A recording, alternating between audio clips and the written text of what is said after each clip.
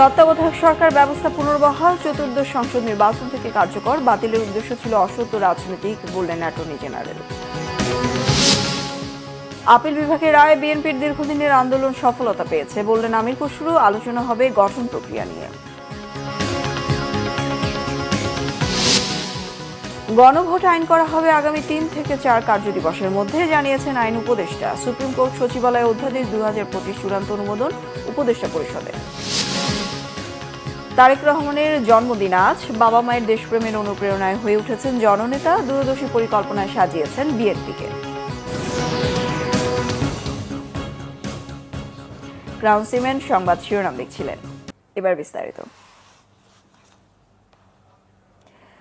14 বছর পর তত্ত্বাবধায়ক সরকার ব্যবস্থা পুনর্বহালের রায় দিয়েছে আপিল বিভাগ। সংবিধানে তা অন্তর্ভুক্ত করার নির্দেশনা দেওয়া হয়েছে, তবে এটি কার্যকর হবে চতুর্দশ নির্বাচন থেকে। ত্রয়োদশ জাতীয় সংসদ নির্বাচন হবে অন্তর্বর্তী সরকারের অধীনেই। এদিকে অসৎ রাজনৈতিক উদ্দেশ্যে তত্ত্বাবধায়ক সরকার বাতিলের রায় দেওয়া হয়েছিল বলে জানিয়েছেন অ্যাটর্নি জেনারেল মোহাম্মদ আসাদুজ্জামান। বিস্তারিত নাবিল জাহাঙ্গীরের প্রতিবেদনে। 1996 সালে 13তম সংশোধনীর মাধ্যমে বাংলাদেশের সংবিধানে নির্দলীয় তত্ত্বাবধায়ক সরকার ব্যবস্থা যুক্ত করা হয়, কিন্তু একটি রিট আবেদন নিষ্পত্তি করে 2011 সালে তত্ত্বাবধায়ক সরকার ব্যবস্থাকে অবৈধ ঘোষণা করে তৎকালীন প্রধান বিচারপতি ABM খায়রুল হকের নেতৃত্বাধীন আপিল বিভাগ। গত বছরের 5 আগস্ট আওয়ামী লীগ সরকারের পতনের পর এই রায় পুনর্বিবেচনা চেয়ে আবেদন করেন সুজন সম্পাদক বদিউল আলম মজুমদার সহ 5 জন। পরে বিএনপির মহাসচিব মির্জা ফখরুল ইসলাম আলমগীর, জামায়াতের সেক্রেটারি জেনারেল মিয়া গোলাম পরোয়ার সহ আরও কয়েকজনের আবেদন যুক্ত হয় এর সঙ্গে। 9 জনের করা আবেদনের শুনানি শেষে বৃহস্পতিবার তত্ত্বাবধায়ক সরকার পুনর্বহাল করে সর্বসম্মতিক্রমে রায় ঘোষণা করেন প্রধান বিচারপতি রেফাত আহমেদের নেতৃত্বাধীন 7 বিচারপতির আপিল বেঞ্চ।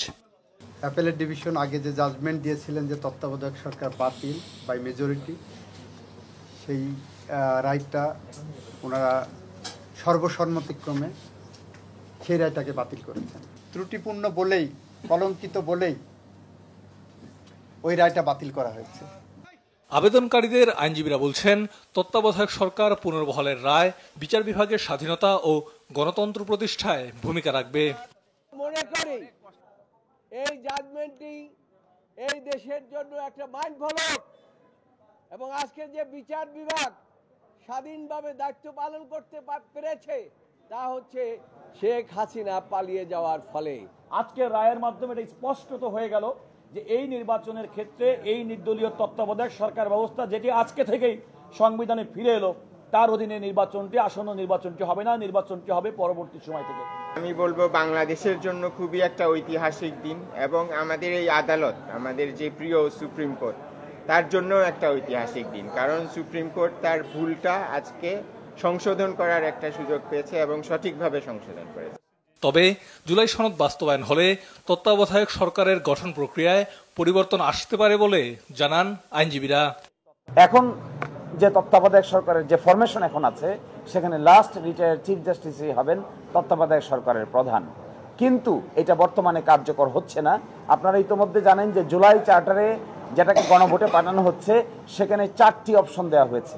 এই 4টি অপশন যদি গণভোটে অ্যাকসেপ্টেড হয়, তাহলে নতুন পার্লামেন্টে সংবিধান সংস্কার সভায় যদি এটা গৃহীত হয়, তাহলে তত্ত্বাবধায়ক সরকারের ফরম্যাটে আমূল পরিবর্তন আসতে পারে। পূর্ণাঙ্গ রায়ে তত্ত্বাবধায়ক সরকার নিয়ে আপিল বিভাগের বিস্তারিত মতামত প্রকাশিত হবে। 14 বছর পর আপিল বিভাগের রায়ের মাধ্যমেই ফিরছে তত্ত্বাবধায়ক সরকার। এর মধ্য দিয়ে জনগণের ভোটের অধিকার সংহত হবে। নির্বাচন নিয়ে রাজনৈতিক দলগুলোর মধ্যে যে অবিশ্বাস তা কাটবে, এমনটাই প্রত্যাশা নাগরিকদের। নাবিল জাহাঙ্গীর, বাংলা ভিশন, ঢাকা। তত্ত্বাবধায়ক সরকার পুনর্বহালের রায় দেশে নতুন দিগন্ত উন্মোচন করবে, বলেছেন বিএনপির স্থায়ী কমিটির সদস্য আমির খসরু মাহমুদ চৌধুরী। বলেন, এই রায় বিএনপির দীর্ঘদিনের আন্দোলনের সফলতা। ঢাকা বিশ্ববিদ্যালয়ের কলা ভবনের সামনে বটতলায় ফ্রি মেডিকেল ক্যাম্প ও স্বাস্থ্যসেবা কর্মসূচির উদ্বোধন করে তিনি এই কথা বলেন। আমির খসরু বলেন, তত্ত্বাবধায়ক সরকারের অনুপস্থিতিতে মানুষকে যে ত্যাগ স্বীকার করতে হয়েছে, আগামী নির্বাচনের আগে সেই সংকট আর থাকবে না। তত্ত্বাবধায়ক সরকারের কাঠামো নিয়ে রাজনৈতিক দলের ভিন্ন মত থাকলেও আলোচনার মাধ্যমে তা সমাধান হবে বলে আশা তার। এদেশে অনেকগুলো গ্রহণযোগ্য নির্বাচন এই ব্যবস্থায় হওয়াতে চিন্তিত হওয়ার কারণ নেই। ধানের শীষের বঞ্চিতদের এনসিপিতে মনোনয়ন দেওয়ার ঘটনায় বিএনপির ভোটের মাঠে কোনো প্রভাব পড়বে না বলে মন্তব্য করেন তিনি। বলেন, যারা যাবে তাদের সাথে বিএনপির কেউ আর থাকবে না। সরকারের অনুপস্থিতিতে বাংলাদেশ এটা একটা সিগন্যাল যে আগামীর অন্তত দিনগুলোতে নির্বাচনগুলো সুষ্ঠু হবে, গ্রহণযোগ্য হবে, বাংলাদেশের মানুষ তাদের ভোটাধিকার প্রয়োগ করতে পারবে, তাদের প্রতিনিধি নির্বাচিত করতে পারবে, তাদের নির্বাচিত সরকার দেখবে যে নির্বাচিত সরকারের অনুপস্থিতিতে দেশ কি কোন জায়গায় যেতে পারে, কত বেশি ক্ষতিগ্রস্ত হতে পারে সেটা বিগত দিনেও দেখেছি। নির্বাচনে সুষ্ঠু নির্বাচন সম্ভব একটা কেয়ারটেকার সরকারের মাধ্যমে। এখানে জাতীয় একটা ঐক্যমত আছে, সবচেয়ে ভালো কথা হচ্ছে সেই জায়গাটা। এই ঐক্যমতের মাধ্যমে আমি আগামী গণতন্ত্র বাংলাদেশে আমার মনে হয় একটা নতুন দিগন্তের দিকে আমরা যাচ্ছি। প্রধান উপদেষ্টার ঘোষণা অনুযায়ী জাতীয় সংসদ নির্বাচনের দিনই গণভোট অনুষ্ঠিত হবে। এজন্য আগামী সপ্তাহেই আইন হবে বলে জানিয়েছেন আইন উপদেষ্টা অধ্যাপক আসিফ নজরুল। আজ রাজধানীর ফরেন সার্ভিস একাডেমিতে আয়োজিত ব্রিফিংয়ে তিনি এমন মন্তব্য করেন। আইন উপদেষ্টা বলেন, সরকার গণভোট আইন আগামী 3 থেকে 4 কার্যদিবসের মধ্যে করবে। জানান, সুপ্রিম কোর্ট সচিবালয়ে অধ্যাদেশ 2025-এর চূড়ান্ত অনুমোদন দিয়েছে উপদেষ্টা পরিষদ। এতে করে বিচার বিভাগের পূর্ণাঙ্গ স্বাধীনতা নিশ্চিত হল। তত্ত্বাবধায়ক সরকার ব্যবস্থা পুনর্বহালের রায়কে ঐতিহাসিক বলে মন্তব্য করেন আইন উপদেষ্টা। জানান, মানবতা বিরোধী অপরাধে মৃত্যুদণ্ডপ্রাপ্ত শেখ হাসিনা ও আসাদুজ্জামান খান কামালকে ফেরত দিতে ভারতকে চিঠি দিচ্ছে বাংলাদেশ। আইন মন্ত্রণালয়ের ইচ্ছায় নিম্ন আদালতের বিচারকরা জামাত আজকে আমাদের জন্য একটা ঐতিহাসিক দিন। গণভোট আইন আমরা খুব দ্রুত করতে যাচ্ছি, এই উইকে করে ফেলবো। ধরেন আজকে কি বার, বৃহস্পতিবার, তো ধরেন আগামী 3-4 কার্যদিবসের মধ্যে হয়ে যাবে। আওয়ামী লীগ নেত্রী শেখ হাসিনা এবং সাবেক স্বরাষ্ট্রমন্ত্রী আসাদুজ্জামান কামাল, ওনাদের এক্সট্রাডিশনের জন্য আমরা চিঠি দিচ্ছি এবং এর পাশাপাশি ওনাদের প্রত্যর্পণ করার জন্য, যেহেতু ওনারা এখন কনভিক্টেড, মৃত্যুদণ্ডপ্রাপ্ত, কাজেই আমরা মনে করি ভারতের এখন বাড়তি দায়িত্ব রয়েছে তাদের ফেরত দেওয়ার জন্য। বাংলাদেশের মানুষের বিচারের আকাঙ্ক্ষা সেটা পূরণ করার জন্য এই দায়িত্ব পালনে ভারত যেন আমাদের সাথে এক্সট্রাডিশন চুক্তি অনুযায়ী তার অব্লিগেশন পালন করে, সেই জন্য সেটা স্মরণ করিয়ে দিয়ে ভারতকে আমরা চিঠি দিচ্ছি। বাংলাদেশের ইতিহাসে নির্যাতিত, নিপীড়িত আর আপোষহীন সংগ্রামে এক রাজনীতিবিদের নাম তারেক রহমান। আজ তার 61তম জন্মদিন। 1965 সালের 20 নভেম্বর জন্মগ্রহণ করেন তিনি। শহীদ রাষ্ট্রপতি জিয়াউর রহমান ও সাবেক প্রধানমন্ত্রী বেগম খালেদা জিয়ার প্রথম সন্তান তিনি। দায়িত্ব পালন করছেন বিএনপির ভারপ্রাপ্ত চেয়ারম্যান হিসেবে। তার হাত ধরেই এগিয়ে যাচ্ছে বিএনপি। তারেক রহমানের জীবনের কিছু দিক তুলে ধরছেন মামুন আব্দুল্লাহ।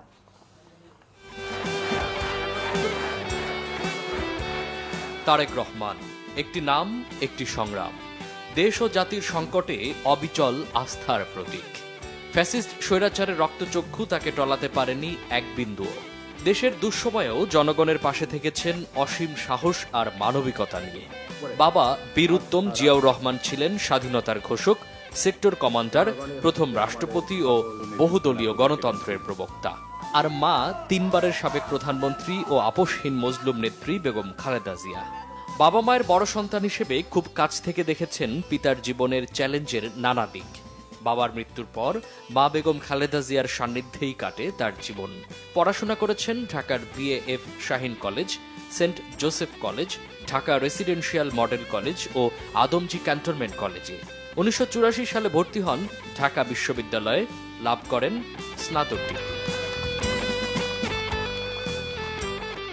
শ্রমজীবী, কর্মজীবী এইসব মানুষেরাই আমাদের এই প্রিয় বাংলাদেশের উন্নয়ন এবং অর্থনীতির প্রাণ।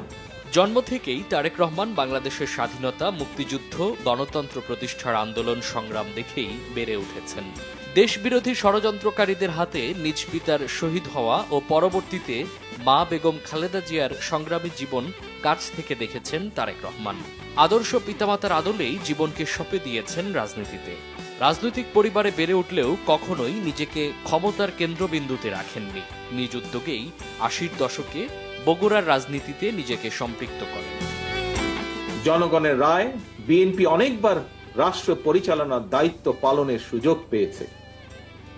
বিএনপি সরকার প্রতিবারই মানুষের অধিকারের প্রতি সম্মান রেখে জনগণের কল্যাণে আন্তরিকভাবে দায়িত্ব পালনের চেষ্টা করেছেন। এ কারণেই কিন্তু বিএনপির নেতাকর্মীদেরকে কখনোই দেশ ছেড়ে পালিয়ে যেতে হয়নি। প্রিয় ভাই ও বোনেরা, গত ১.৫ দশকে স্বাধীন বাংলাদেশকে পরাধীনতার শৃঙ্খলে আবদ্ধ করে ফেলা হয়েছিল। দুর্নীতি, দুঃশাসন চালিয়ে পলাতক স্বৈরাচার জনগণের স্বাধীনভাবে বাঁচার অধিকার, ভোটের অধিকারকে কেড়ে নিয়েছিল, জনগণকে করেছিল ক্ষমতাহীন। ১৯৯১ ও ১৯৯৬ সালের নির্বাচনী প্রচারণায় অংশ নিলেও ২০০১ সালে সক্রিয়ভাবে রাজনীতিতে আগমন ঘটে তার। এরপর দেশব্যাপী দলের মাঠ পর্যায়ের নেতাকর্মী ও সমর্থকদের সাথে ব্যাপক গণসংযোগ শুরু করেন তারেক রহমান। বিএনপির একজন সাধারণ সদস্য হিসেবে নিজের পরিচয় শুরু করলেও ২০০২ সালে বিএনপির সিনিয়র যুগ্ম মহাসচিবের দায়িত্ব পান তিনি। তার দল ক্ষমতায় থাকতেও দলের আদর্শ সমুন্নত রাখতে যোগ্যতা অনুযায়ী তার প্রাপ্তির চাইতে বেশি কোনো পদপদবীর প্রতি কখনোই আগ্রহ দেখাননি। প্রিয় দেশবাসী, ঐতিহাসিক গণ অভ্যুত্থানের সাফল্য ও উদ্দেশ্য নস্যাৎ করে দিতে সুপরিকল্পিতভাবে চলছে ষড়যন্ত্র, এবং এই ষড়যন্ত্রের অংশ হিসাবেই একটি ধর্মীয় জনগোষ্ঠীর উপরে পরিকল্পিত হামলার ছক কষে দেশে একটি অস্থিতিশীলতার সৃষ্টির অপচেষ্টা চালানো হয়েছিল। দিনে দিনে দলের প্রতি ত্যাগ, দেশের প্রতি ভালোবাসার কারণেই এখন তিনি বাংলাদেশ জাতীয়তাবাদী দল বিএনপির ভারপ্রাপ্ত চেয়ারম্যানের দায়িত্ব পালন করছেন। তারেক জিয়া কিন্তু একটা রাজনৈতিক পরিবারের সদস্য হিসাবে উত্তরাধিকারের সূত্রে নিজেকে রাজনীতিতে প্রতিষ্ঠা করেছেন এমন না। এরশাদ বিরোধী আন্দোলনের সময় তিনি বয়সে তরুণ, কিন্তু মায়ের সাথে থেকে তিনি এই রাজনীতির অভিজ্ঞতা তিনি অর্জন করেছিলেন। তারেক রহমান সবসময়ই দলকে সংগঠিত করতে এবং দেশ ও জাতির প্রয়োজনে কাজ করে যাচ্ছেন। শহীদ জিয়ার আদর্শের আলোকবর্তিকা হাতে এগিয়ে যাচ্ছেন অদম্য গতিতে। বাংলাদেশের মাটি ও মানুষের কথা চিন্তা করে দেশের তৃণমূল পর্যন্ত গ্রামগঞ্জ, ইউনিয়ন, শহর, অলিগলিতে বিচরণ করেন এবং প্রতিনিধি সম্মেলনের মাধ্যমে মানুষের মণিকোঠায় স্থান করে নেন। বাংলাদেশে জাতীয়তাবাদী দলকে মানুষের কাছে পৌঁছে দিতে তিনিই কাজ করছেন নিরলসভাবে। ২০০৭ সালে রাজনীতিতে দেখা দেয় কালো মেঘ। দুর্যোগে পড়ে বিএনপি, গ্রেফতার হন তারেক রহমান। রিমান্ডের নামে চলে অবর্ণনীয় নির্যাতন। প্রায় ১৮ মাস কারাবন্দী থাকার পর ২০০৮ সালের ৩ সেপ্টেম্বর জামিন পেয়ে উন্নত চিকিৎসার জন্য যুক্তরাজ্যে যান তারেক রহমান। ক্ষমতার পরিবর্তন মানেই আমার কাছে শুধু রাষ্ট্র ক্ষমতার হাত বোতল নয়। ক্ষমতার পরিবর্তন মানে রাষ্ট্র এবং রাজনীতির গুণগত পরিবর্তন। জনগণের রাজনৈতিক এবং অর্থনৈতিক ক্ষমতা নিশ্চিত করা না গেলে রাষ্ট্র এবং রাজনীতির কাঙ্ক্ষিত গুণগত পরিবর্তন সম্ভব নয়। কাঙ্ক্ষিত রাষ্ট্র সংস্কারে জনগণের আকাঙ্ক্ষা নিশ্চিত করতে হলে অবশ্যই গণতান্ত্রিক বিধি ব্যবস্থাকে টেকসই করতে হলে জনগণের ভোটে জনগণের কাছে জবাবদিহিমূলক সরকার প্রতিষ্ঠা করতেই হবে। প্রবাসে থেকেই তার মেধা, যোগ্যতা, দক্ষতা, সুযোগ্য নেতৃত্ব, দূরদর্শী রাজনৈতিক চিন্তা বিএনপিকে করেছে শক্তিশালী, সুসংগঠিত ও ঐক্যবদ্ধ। তার বক্তব্য প্রচারে দেশের আদালতের নিষেধাজ্ঞা থাকায় ঘরোয়া পরিবেশেই তিনি দল পরিচালনায় নির্দেশনা দিতেন। অবশেষে নয়াপল্টনে বিএনপির সমাবেশে প্রথমবারের মতো ভার্চুয়ালি বক্তব্য রাখেন তারেক রহমান। শেখ হাসিনা বিরোধী আন্দোলনকালে কৌশলে তিনি দলীয় ও নেতাকর্মীদের পরিচালনা করতেন। ছাত্রদের আন্দোলনে সর্বাত্মক সহযোগিতার নির্দেশ দেন তিনি। শেখ হাসিনার পতনের পর দেশের আইনশৃঙ্খলা নিয়ন্ত্রণে রাখতে তার কঠোর অবস্থানে দীর্ঘদিন নির্যাতিত, নিপীড়নের শিকার বিএনপি নেতাকর্মীরা সংযত আচরণ করেন। আগামী যে নির্বাচন এবং সেই নির্বাচনের মধ্যে যে গণতান্ত্রিক বাংলাদেশের স্বপ্ন আমরা দেখছি, সেই গণতান্ত্রিক বাংলাদেশে তারেক রহমান একটা অপরিহার্য নাম। একটি বৈষম্যহীন আধুনিক রাষ্ট্রের পাশাপাশি আত্মমর্যাদার একটি সুখী, সমৃদ্ধ ও স্বনির্ভর বাংলাদেশের স্বপ্ন দেখেন তরুণ প্রজন্মের এই স্বপ্নবাজ নেতা। মামুন আব্দুল্লাহ, বাংলা ভিশন, ঢাকা। নানা কর্মসূচিতে দেশের বিভিন্ন জায়গায় উদযাপন হচ্ছে বিএনপির ভারপ্রাপ্ত চেয়ারম্যান তারেক রহমানের ৬১তম জন্মদিন।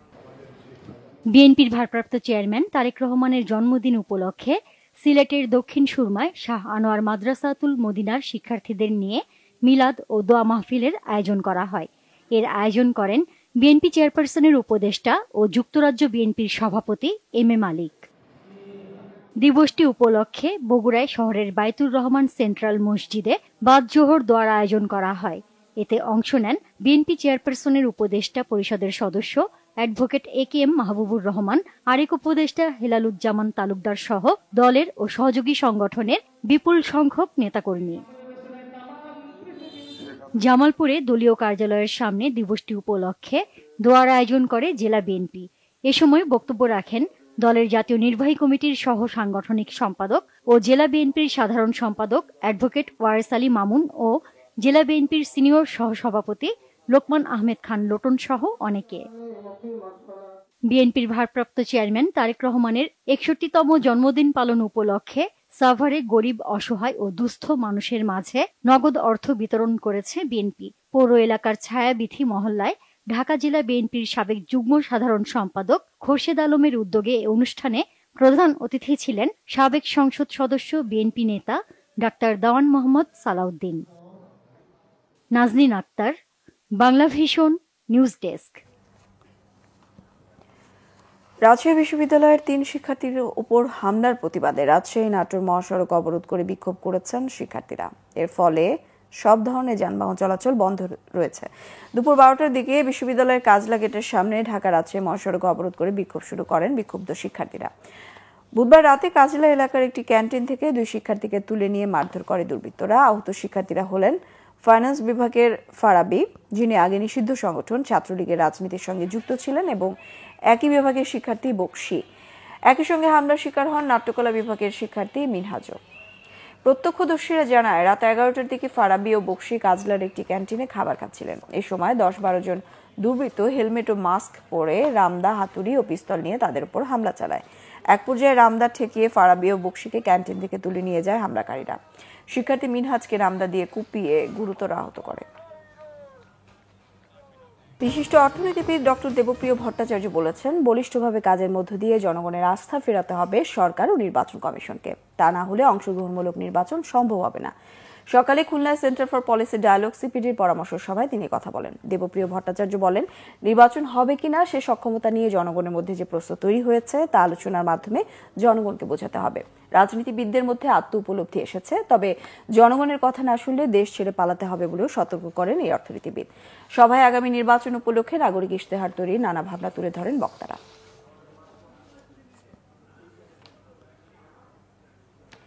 নওশীদিতে হাজিরা দিয়ে আদালত থেকে ফেরার সময় দুর্বৃত্তদের হামলার শিকার হয়েছেন ছাত্রদলের এক নেতা। আদালত ভবনের নিচতলার সিডিআর রুমের সামনে বেলা ১২টার দিকে এই হামলা হয়।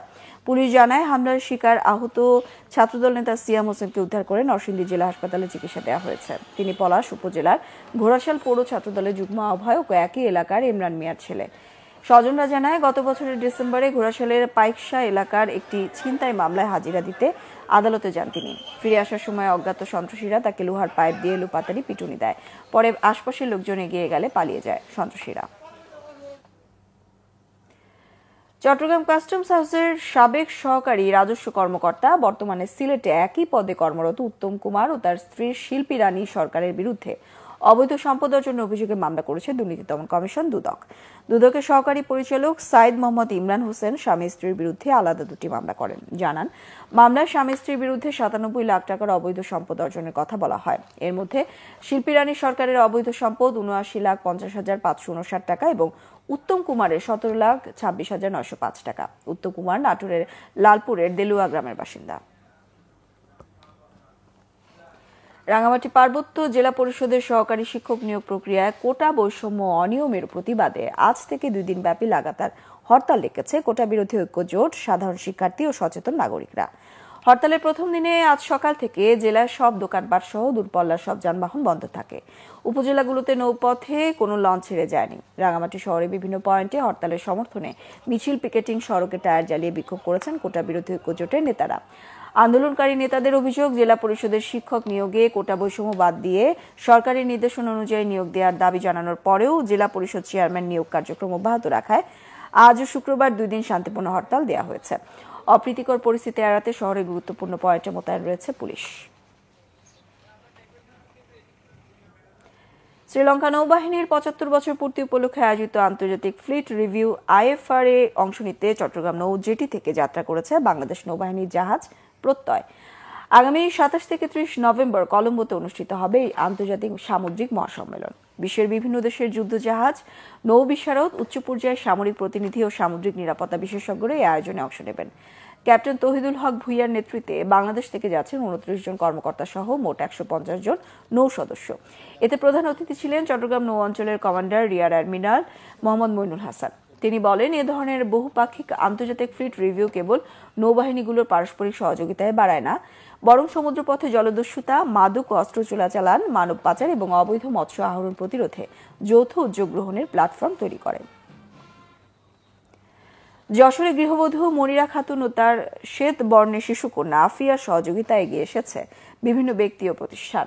তারই ধারাবাহিকতায় বিএনপির ভারপ্রাপ্ত চেয়ারম্যান তারেক রহমানের উপহার পেলেন মা ও মেয়ে। বসতঘর নির্মাণ করে দেয়ার পাশাপাশি শিশু আফিয়ার লেখাপড়ার পুরো দায়িত্ব নিয়েছেন তারেক রহমান। একই সাথে পরিবারটির অন্যান্য দেখভালের দায়িত্ব দেওয়া হয়েছে যশোর জেলা বিএনপিকে। শিশু কন্যা আফিয়া দেখতে ঠিক বিদেশিদের মতো, আর এতেই যত বিপত্তি আফিয়ার বাবার। কন্যা শিশুটির গায়ের রং একেবারে সাদা হওয়ায় বাবার অস্বীকার ও মাকে তালাক দেওয়ার খবরটি সম্প্রতি সামাজিক যোগাযোগ মাধ্যমে ভাইরাল হয়। বিষয়টি নজরে আসে বিএনপির ভারপ্রাপ্ত চেয়ারম্যান তারেক রহমানের। ওই গৃহবধূ ও শিশুটির পাশে দাঁড়াতে জেলা বিএনপিকে নির্দেশ দেন তিনি। সম্প্রতি তাদের কাছে তারেক রহমানের উপহার পৌঁছে দেন দলের খুলনা বিভাগের ভারপ্রাপ্ত সাংগঠনিক সম্পাদক। রাজনীতির বাইরেও আমরা মানুষ হিসেবে আমাদের একটা সামাজিক দায়বদ্ধতা আছে। সেই দায়বদ্ধতার জায়গা থেকে আমি এসেছি। আপনাদের এই সংবাদটা যেমন আমার দৃষ্টিগোচর হয়েছে, আপনাদের এই সংবাদটা আমার প্রিয় নেতা তারেক রহমানের দৃষ্টিগোচর হয়েছে। উনি আমার সাথে এই বিষয়টা কথা বলেছে যে আমি তোমার এলাকার ব্যাপারটা তুমি জানো কিনা। আমি বললাম জি ভাই, আমি দেখেছি। তো আমি প্রথমত যেটা করবার চেষ্টা করব সেটা হচ্ছে এই যে ওর মা মানে আফিয়া থাকবার কোনো জায়গা নেই, ওরা রাতে বিভিন্ন বাসায় থাকতে হয়, এটা তো তাদের নিরাপত্তার জন্য একটা সংকট। আমি দ্রুততম সময়ের মধ্যে অন্তত ওদের মাথা গোজার একটা ঠাঁই করে দেওয়ার চেষ্টা করবো ইনশাল্লাহ। এদিকে আফিয়া ও তার মা মনিরাকে আইনি সহায়তা দিতে এরই মধ্যে কাজ শুরু করেছে জেলা প্রশাসন।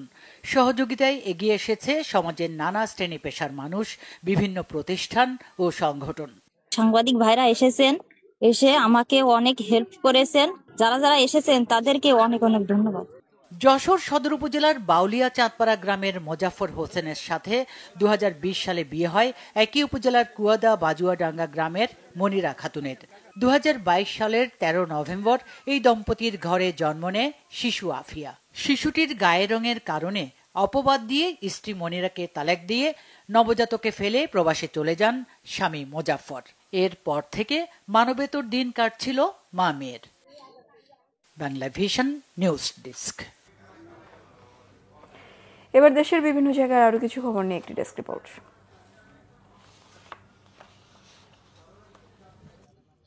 শিক্ষার গুণগত মান উন্নয়নে শিক্ষকদের ভূমিকা শিরোনামে আলোচনা সভা হয়েছে রাজশাহীর তানোরে। এতে প্রধান অতিথি ছিলেন বিএনপির চেয়ারপারসনের উপদেষ্টা অবসরপ্রাপ্ত ব্রিগেডিয়ার জেনারেল শরীফুদ্দিন।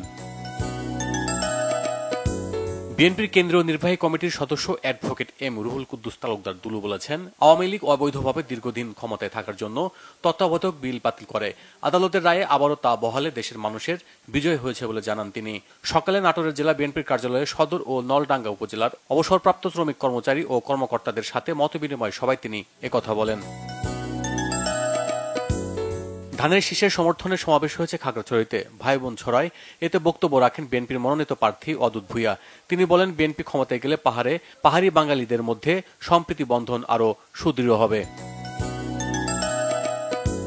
এতদিন তত্ত্বাবধায়ক সরকার ব্যবস্থা বাতিল করে বাংলাদেশকে গণতন্ত্র শূন্য করে রাখা হয়েছিল বলে মন্তব্য করেছেন বিএনপির কেন্দ্রীয় নির্বাহী কমিটির স্বেচ্ছাসেবক বিষয়ক সম্পাদক মীর শরাফত আলী সপু। দুপুরে মুন্সিগঞ্জের শ্রীনগরে একটি কমিউনিটি সেন্টারে বিএনপি অঙ্গ ও সহযোগী সংগঠনের যৌথ প্রস্তুতি সভা শেষে তিনি একথা বলেন। ত্রয়োদশ জাতীয় সংসদ নির্বাচনে বিজয়ী হওয়ার লক্ষ্যে নেতাকর্মীদের সঙ্গে মতবিনিময় সভা করেছেন নারায়ণগঞ্জ ১ আসনে বিএনপির মনোনীত প্রার্থী দীপু ভূঁইয়া। রূপগঞ্জ ইউনিয়নের টানমুশুরি এলাকায় মতবিনিময় সভাটি হয়।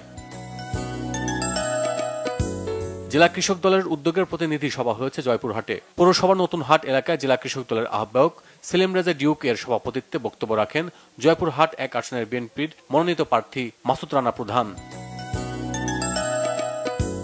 নোয়াখালীর ৫ আসনে বিএনপির মনোনীত প্রার্থী পরিবর্তনের দাবিতে কাফনে কাপড় পরে বিক্ষোভ সমাবেশ করেছে বিএনপির একাংশের নেতাকর্মীরা। কবিরহাটে এই কর্মসূচি পালন করেন তারা। বীর মুক্তিযোদ্ধাদের মিলন মেলা হয়েছে সাতক্ষীরার কালীগঞ্জে। সকালে উপজেলা মাঠে মিলন মেলায় প্রধান অতিথি হিসেবে বক্তব্য রাখেন অবসরপ্রাপ্ত মেজর জেনারেল বীর মুক্তিযোদ্ধা ডাক্তার মোহাম্মদ শাহজাহান। কৃষি খাতকে আধুনিক ও টেকসইভাবে গড়ে তুলতে দীর্ঘমেয়াদী কৌশল প্রণয়নের লক্ষ্যে আঞ্চলিক কর্মশালা হয়েছে চট্টগ্রামে। মহানগরীর একটি হোটেলে এতে প্রধান অতিথি ছিলেন কৃষি মন্ত্রণালয়ের সচিব ডক্টর মোহাম্মদ এমদাদুল্লাহ মিয়ান। ময়মনসিংহে বিভিন্ন সমস্যা ও সম্ভাবনা নিয়ে সাংবাদিকদের সাথে মতবিনিময় সভা করেছেন নবাগত বিভাগীয় কমিশনার ফারাহ শাম্মী। দুপুরে বিভাগীয় কমিশনার সম্মেলন কক্ষে উপস্থিত ছিলেন স্থানীয় প্রেস ক্লাবের সাধারণ সম্পাদক সাইফুল ইসলাম সহ অন্যরা। বাগেরহাটের সুবিধা বঞ্চিত শীতার্তদের মাঝে কম্বল বিতরণের লক্ষ্যে জেলা প্রশাসকের ত্রাণ তহবিলে কম্বল হস্তান্তর করেছে একটি বেসরকারি উন্নয়ন সংস্থা। এতে উপস্থিত ছিলেন জেলা প্রশাসক গোলাম মোহাম্মদ বাতেন। গ্রামীণ সড়কের কোর রোড নেটওয়ার্ক ও সড়ক অগ্রাধিকার নির্ধারক বিষয়ক কর্মশালা হয়েছে কেরানীগঞ্জে। সকালে উপজেলা নির্বাহী কর্মকর্তার সভাকক্ষে উপস্থিত ছিলেন কেরানীগঞ্জের আদর্শ সার্কেলের সহকারী কমিশনার ভূমি জান্নাতুল মাওয়া সহ অন্যরা। ক্রিকেট অবকাঠামো উন্নয়ন ও খেলোয়াড় তৈরির দীর্ঘমেয়াদী পরিকল্পনার অংশ হিসাবে ঠাকুরগাঁও জেলা স্টেডিয়াম পরিদর্শন করেছেন বাংলাদেশ ক্রিকেট বোর্ড বিসিবির পরিচালক আসিফ আকবর। তিনি বলেন, শুধু ঢাকা নয়, ঢাকার বাইরেও ক্রিকেট ছড়িয়ে দিতে চায় বিসিবি। জেলা বিএনপির উদ্যোগে যুবদল ছাত্র দলের ম্যারাথন দৌড় হয়েছে গাজীপুরে। সকালে ঢাকা টাঙ্গাইল মহাসড়কের মৌচাক থেকে শুরু হয়ে কোনাবাড়ি কলেজ গেটে গিয়ে তা শেষ হয়। প্রধান অতিথি ছিলেন জেলা বিএনপির সদস্য সচিব doctor barrister Chowdhury Ishraq Ahmed Siddiqui. Bangla vision news desk. সংবাদ শেষ করব ক্রাউন সিমের শিরোনামগুলো আরেকবার জানিয়ে।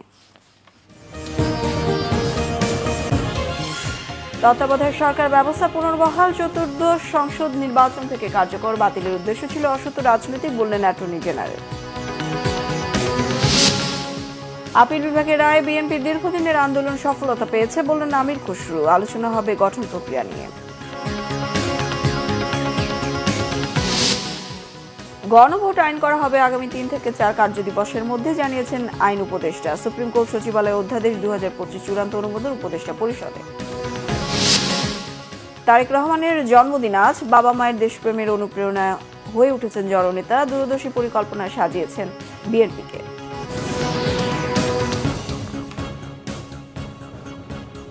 এই ছিল এখনকার মতো। পরের সংবাদ সন্ধ্যা 7:30টায় দেখার আমন্ত্রণ রইল। এছাড়া বাংলা ভিশন সংবাদ ও সংবাদ সংশ্লিষ্ট অনুষ্ঠান দেখতে ভিজিট করুন www.bbnews24.com ও facebook.com/banglavisionnews। সাবস্ক্রাইব করুন youtube.com/banglavisionnews। সঙ্গে থাকায় ধন্যবাদ সবাইকে।